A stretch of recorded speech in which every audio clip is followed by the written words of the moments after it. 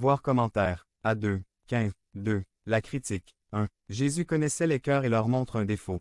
Ils avaient perdu leur première affection, leur dévotion et leur dévouement au Christ. A. Accent grave. Cette Église n'était pas impliquée dans le péché. B. Cette Église était entrée dans une zone de confort. C. Cette Église avait négligé sa mission et son but. Pourquoi sommes-nous ici? 2. Dieu est jaloux et attristé lorsque d'autres intérêts et priorités prennent leur place. A. L'Église ne peut pas être simplement un lieu de rassemblement, elle doit être un lieu d'action collective. B. Nos priorités ne peuvent pas reposer uniquement sur nous-mêmes.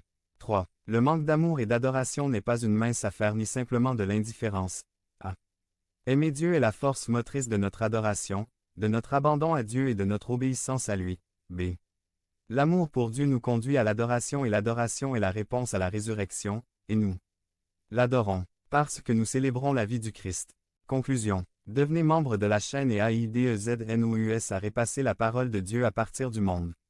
Samedi 16 mars 2024. Parlez à Dieu en 5 minutes. Description de la vidéo.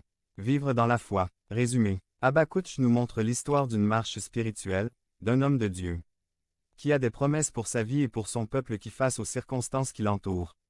Il doutait de ses promesses mais en lisant le livre, nous voyons comment leur doute est levé. Par Kelly Cabrera. Romains 1, 17. 17 Car dans l'Évangile, la justice de Dieu est révélée par la foi et pour la foi, comme il est écrit.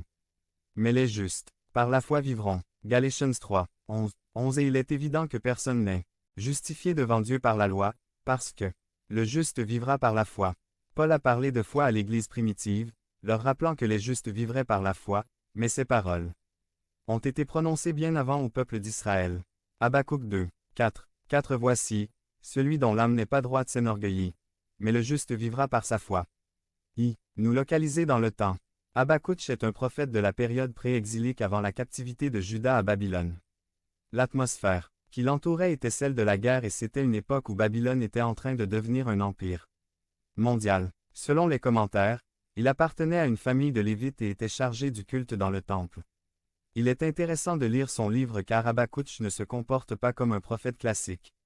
Quand vous lisez le livre, vous remarquez qu'il ne commence pas comme les autres prophètes par recevoir des paroles de Dieu au peuple, mais que ce prophète commence plutôt à parler à Dieu et demande des réponses aux situations qui se présentent.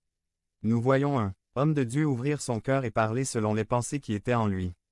Habakouc 4, 1 à 4. Une prophétie que le prophète Habakouc a reçue dans une vision. 2 Jusqu'à quand, Jéhovah, crierai-je sans que tu entendes, et crierai-je à cause de la violence sans que tu me sauves. 3 Pourquoi me fais-tu voir l'iniquité et me fais-tu voir tant de mal?